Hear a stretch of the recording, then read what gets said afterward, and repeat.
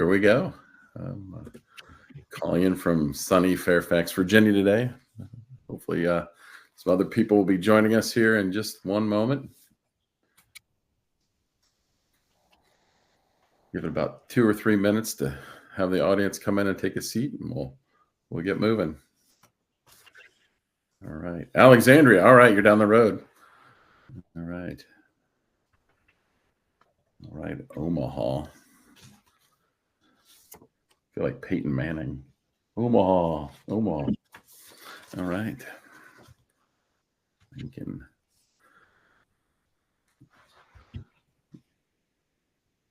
All right. We go Lincoln, Nebraska. Was it close enough to carpool from Omaha to Lincoln?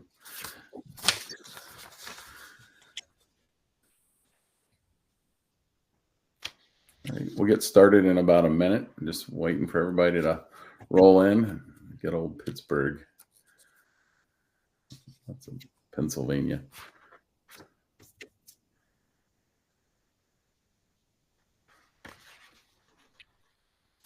All right. Looks like we have just another second, and then we'll get started.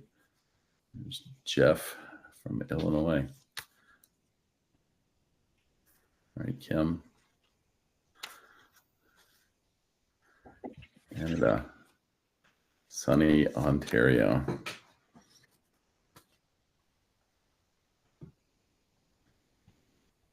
All right. Well, we've only got a half an hour. We give everybody 2 minutes to roll in, so I think we'll get moving here. I'd like to say hi. I'm Mike Fisher, VP of Client Experience and Sales at Charity Engine. Been here for about a year, and spent the last 15 years in fundraising. And we've, during that time, we've met many interesting people and done many interesting jobs because, in fundraising and nonprofit world, they hire you for one, they give you 10 jobs, and next thing you know, and that's actually how I found out about PSAs, public service announcements. I inherited a program about 10 years ago. Spent about $140,000 on it, and it was bringing in $2 million worth of media. And I thought, well, does this seem right? And so I did some research, and I met my good friend Wendy, and she's like, Mike, let's make this a better, well-rounded program. Cut it down to 10% of the original cost. Went from $140,000 down to 14. Still put in $2 million worth of media for 10% of the price. The board thought, what a genius. And I said, well, I got Wendy. She's the genius. I'm just, the guy moving it along. A couple years later, we put together a program that added TV back in, and we did over $18 million worth of public service announcements for a fraction of what I was originally spending. Then I really felt like, well, maybe I am a genius at this. But I learned so much more about public service announcements because I had somebody on my side that knows so much more about it. And that's the key to having a great team. And that's actually why I wanted to introduce everybody to Wendy, so you could learn about PSAs, whether you're a small shop trying to do it yourself or you're a national program like I was running before. There's lots of things to learn, and I think you will learn a lot of things today from Wendy. And so from here, I'd like to just pass it over to Wendy Wetherall, the president and owner of the Wetherall Public Service Group. So Wetherall Company. So please. Okay, thanks, Mike. Hi, everyone. I'm Wendy from TWC PSA, an acronym for the Wetherall Company Public Service Advertising. That's easy to remember, spell, and so much shorter, right? In case you're wondering, I'm from Long Island, New York, and no, I do not narrate any of our spots or PSAs. I don't have the voice for it, but Mike does. Mike, you have voiced a couple PSAs, right? And so next I'm going to speak to you about PSAs, public service announcements. I've been in public service advertising business for many years. I went to Dowling College for business marketing and became a CFRE, a certified fundraising executive, in 2014. I like to say that I incorporate business sense with my passion to help others. So next, I'm going to tell you how PSAs work. They can expand awareness, amplify your mission, and help you reach a broad audience. PSAs work because they are aired free on many stations throughout the United States and Canada. They are cost efficient compared to other paid platforms, and more than half of the free airings are during key day parts. On my last slide will be a QR code to get the entire 2025 campaign and media usage infographic, as well as other nonprofit free resources. I'm going to tell you all about PSA campaigns. I'm going to go over elements of a PSA campaign, key guidelines to follow, and how to leverage your PSA campaigns to enhance visibility and support fundraising and engagement goals. Please write down questions and I'll answer them later on. Elements of a PSA campaign. Media and type of campaign, message, scripts, and production, station and PSA directed data, materials and distribution, monitoring results, and evaluation. We're going to first talk about media and type of PSA campaign. To decide what type of media to use, you should ask for quotes from various companies and see what would fit into your budget. Billboards, print, social media, and TV, cable, radio ads are some of the types of media that you can add to your paid outreach. I will be concentrating on TV, cable, and radio PSA campaigns. Because so many stations air PSAs free, TV, cable, and radio PSA campaigns will end up being your least costly type of paid outreach, with average CPMs, cost per thousand, often less than 50 cents. You can also do a PSA campaign yourself, and I'm going to tell you how. With the advances in technology and the cost of PSA production and distribution, they all have come way down. Years ago, it was very expensive. We had to print materials, which was costly, buy beta tapes, D5s, and CDs, collate everything. And I even had to hire people just to put the packages together. The postage alone was expensive. Now we can send most campaign materials via emails with attachments or a link. It's so much easier and much more affordable. Next, define what type of campaign you want to plan. Do you want to do a general awareness or giving season campaign? A campaign about a specific project or event? Do you want to do an emergency relief campaign? Decide on when you want to start the campaign and how long you want it to be. Are you interested in a local, regional, or national campaign? What locations and cities do you want to target? Do you want to reach a certain type of audience? All of this is necessary for a successful campaign.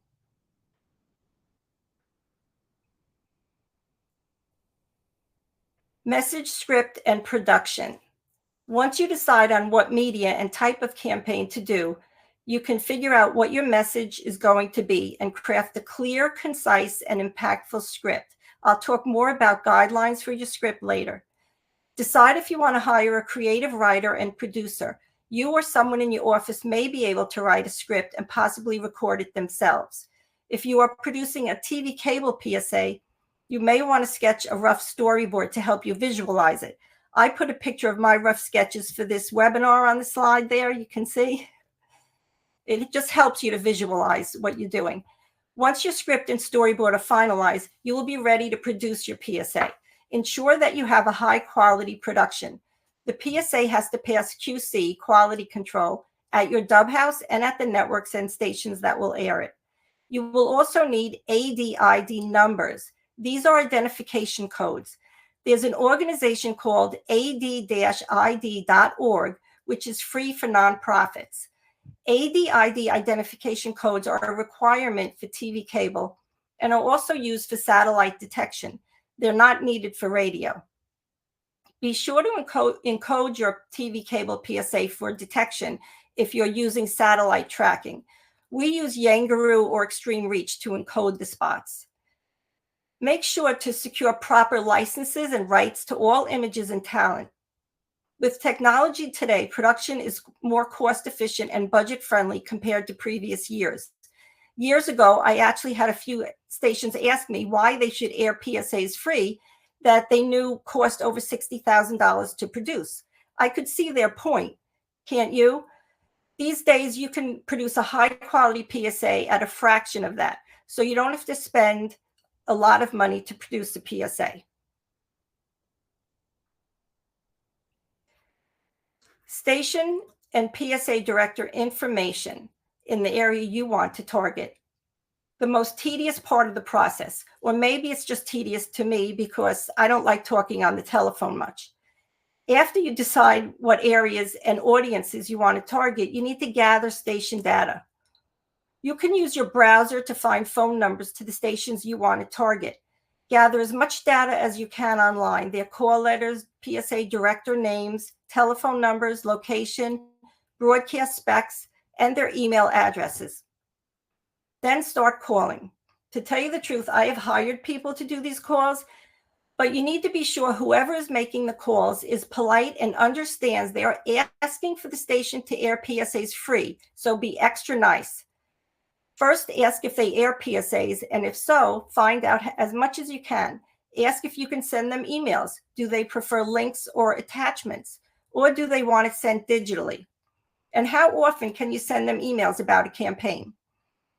Ask what type of PSAs their station airs, like environmental, health, military, animals, etc. Keep all this information in your campaign for future campaigns.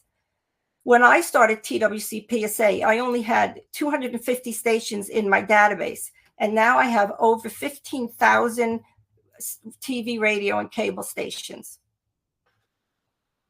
So now let's talk about materials and distribution.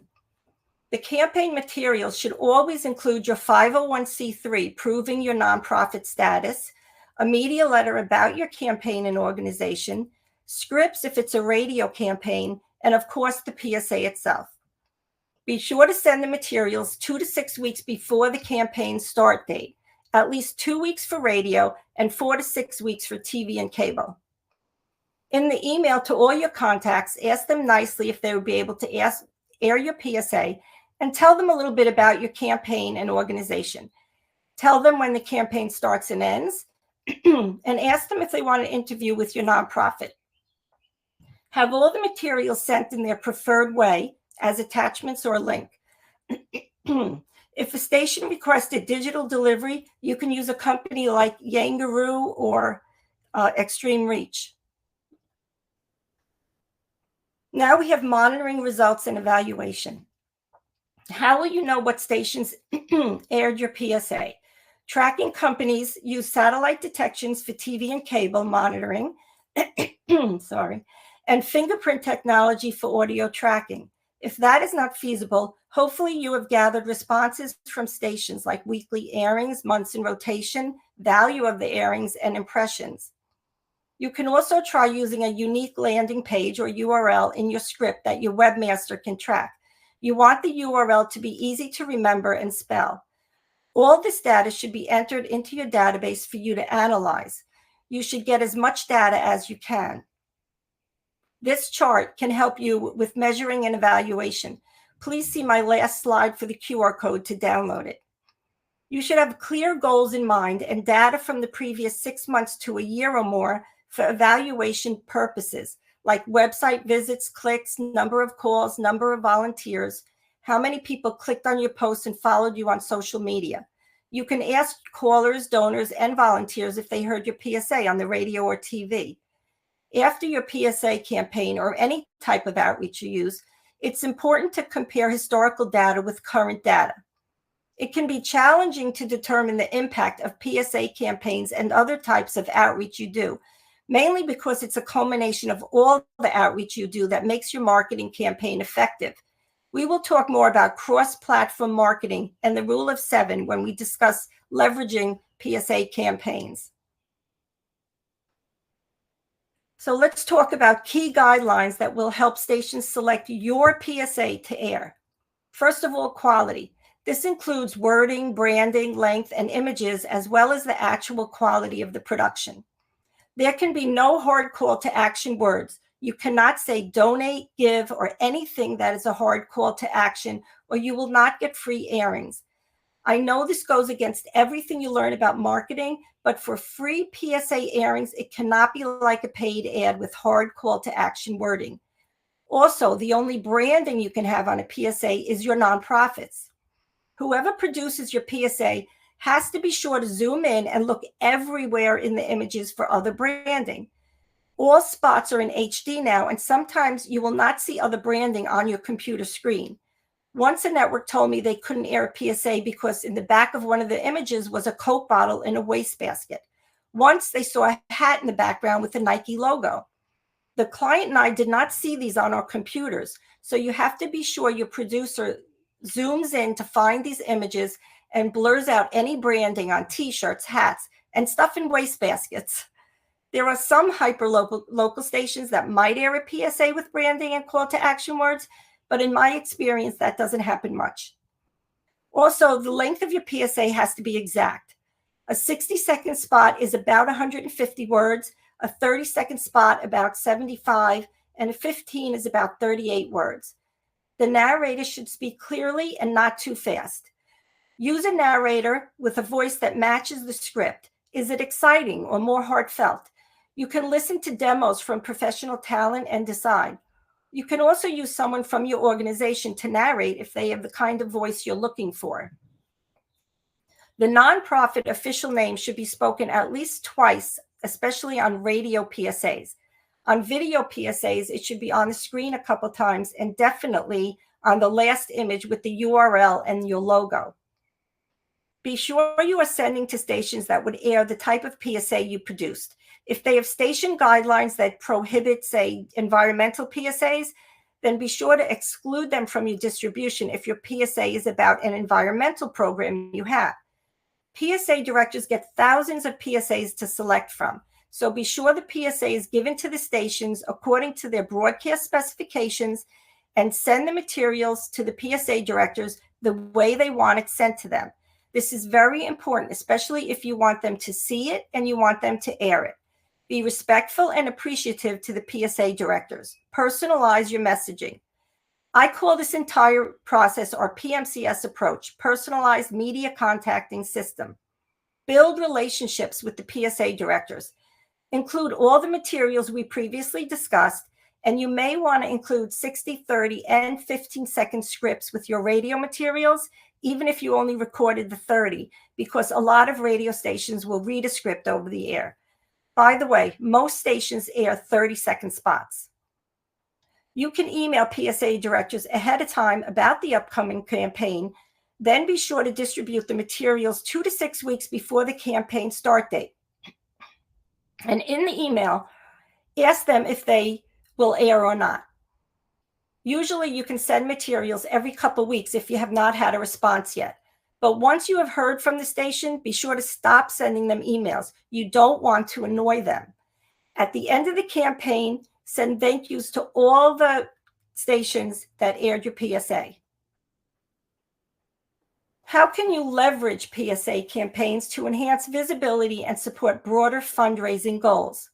Number one, be sure your website is optimized. If not, any outreach you do will not be very successful or as successful as it can be.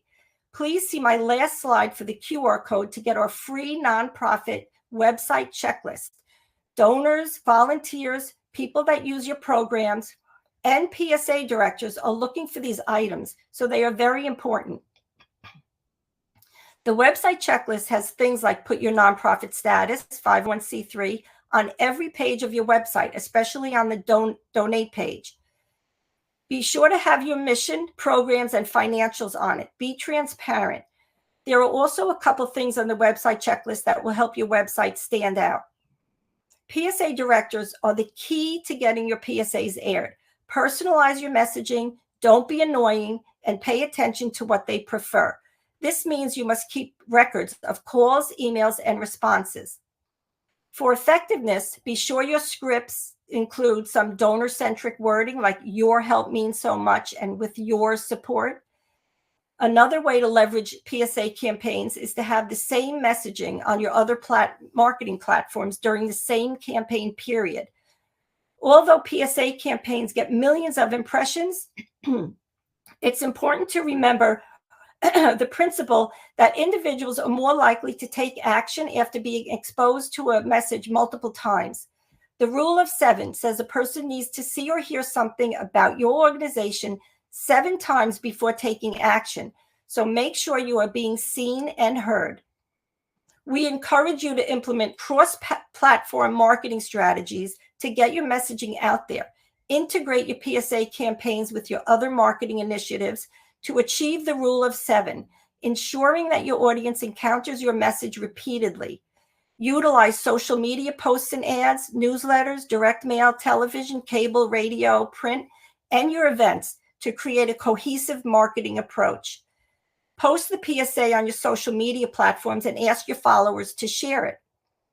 By combining these efforts, you can significantly enhance your outreach and impact. Public service announcements are a valuable addition to your paid outreach because they allow you to reach millions without incurring the high costs associated with other paid platforms. When talking to PSA directors and distributing your PSA materials, ask about the possibility of interviews with your nonprofit. You may be surprised at how many stations agree, providing you with some earned media. Use data from your PSA campaigns to focus your outreach. At TWC PSA, we send clients weekly updates and an interactive dashboard monthly with station and Airings data. The data gathered from your PSA campaign can help you identify key markets and focus for your outreach for direct mail and social media ads. Do you want to saturate a particular market or break into new territory? This approach will enhance the efficiency of your direct mail and fundraising initiatives. It's essential to assess whether you achieved your goals. What were they? To increase website traffic, volunteers, donations by 10 or 20%? Gather your historical data, all current feedback back, and compare them. Try to evaluate your data to assess if you reached your goals and how you can make adjustments to improve future campaigns.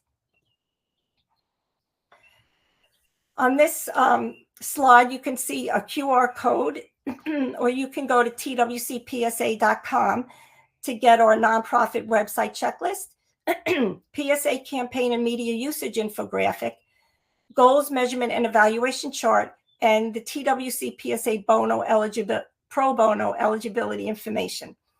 And if you have any comments or questions, you can reach out to me at wendy@twcpsa.com. Thanks, Mike at Charity Engine, for hosting. And are there any questions? Yeah, the first question, Wendy, got from a smaller nonprofit.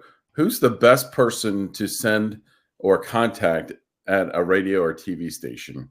PSA director. Usually they have PSA directors. If not, you can talk to sometimes traffic, and sometimes you can talk to the creative director, but usually they'll have a PSA director. Okay. And they also had a follow-up question. Is it better to start with TV or radio or both? Well, TV, you have more of an impact, but I always say start with radio. It's less costly, and then you can actually see how it works and get experience, and then you could break into TV. And of course, it's better to have both. All right. Another question was, and I think you covered this in one of the slides, but how long should a script be for a shorter PSA, like a 30-second or 45-second PSA? Well, I find most stations air 30-second PSAs, but of course, 60-second PSAs are actually worth more. But if you wanted to do shorter, they do air a lot of 15-second PSAs. Some people do 10 is a little too short. 20, sometimes they'll use 20. 15 seem to be used the most if you wanted to go, lower than 30. But 30-second spots are used the most. Okay. And Allison had mentioned something about PSAs on social media. How do you, what are your thoughts on that? How do you connect social media and PSAs? Do you run those, or are they separate, that type of thing? Well, I actually send the broadcast PSA without the slate to my clients so they can post that on their social media, and you could ask them to share it. But if you wanted to do a separate spot for social media, you might want to do that, because on social media, you can say donate and things like that. It's only on a public service announcement where you want free airings that you can't say the hard call to action words. So I would do a mix, do my PSA that doesn't say donate or anything, and then make your own and use both, but with the same type of messaging of what you're saying in the PSA. Good. Well, Allison had a follow-up too. Do you find it's better to have a voice on these, a voice as a message from the president of the organization, or more generic, marketing type voice? And I'm going to add a little piece too. What is a celebrity better? Well, of the three, like say, here's our head person. Here's just a marketing voice, and here is like maybe a celebrity type person. Is there one person that you find tracks better? I think that if you had like someone from the organization is probably a great idea. I wouldn't say for every single PSA you do, but it's good to have that person once in a while. It's good. It's better to have a professional voice, and you have to make sure the voice goes, like I said, with your PSA, like heartfelt, or is it fun, stuff like that. That's the most important thing. And as far as celebrities, it's tricky to use celebrities, because if you use a celebrity and then they get a bad name or they do something bad, the PSA is shot. You can't use it anymore. But if you have a great celebrity that's a really good person, and you're not afraid that anything bad's going to happen, the only other thing that I think is a detriment to that is if it's a person from like a show on ABC, then the other networks aren't going to air it because the person's from ABC. Unless you go with a generic celebrity that's, not associated with a network. So you have to think of all those kind of things to see the pros and cons. Okay. And I'm cheating a little bit for next month, May 14th. We have Carrie Cahill from The Walking Dead, come on this little program and do how to engage celebrities to champion your cause. Just to be able to like follow up with what you're doing, or bring in a celebrity person just to move forward. I'm just seeing if there's any more questions here. I know we're getting kind of short on time. Looks like somebody else. Hey, there's Carrie Cahill, from The Walking Dead. She just said hello on online here. So hey, Carrie, good to see you. And then did you put up? You did put up your slide 12, so everybody could get the free package if they wanted to get that. And then the cover logos thing, you had mentioned that, and I don't think that people necessarily realize how crazy that gets, especially if you're doing your own PSAs. If I have a little Nike logo here and I don't blur it out, we could put in all this time and effort, even if you get pro bono work on ads. Your whole video could be shot down by like, hey, you're just not going to play it, and they might not even tell you, or it takes months to find out that we didn't do it because exactly. And it's really important. That's called other branding, because and you've seen this on our computer screens when we check out the PSA we're producing, or we're having somebody produce it for us. We can't see that. We really can't. But when they do the broadcast quality PSA for air, and it's in HD, and you're seeing it on these huge computer, TV screens, you can see the Coke bottle way in the back in the wastebasket and stuff like that. So we can't see it. We can't check our own PSAs. You have to have a producer zoom in, with that quality, with the HD, to actually see a lot of the branding. And networks won't air it if there's branding on it. I mean, free. They won't air it free.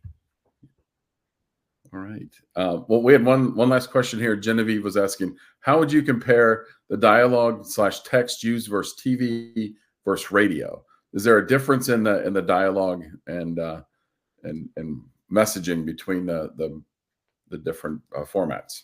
Well, definitely, because with TV you have more visuals, so you can see things, like you can see the nonprofit's name. So maybe you don't have to waste a lot of, if you're doing a 30-second PSA, and you have a long nonprofit name and you want to say it at least twice during a radio spot, but a TV spot, maybe you don't have to spend 10 seconds repeating that twice because it's on your screen.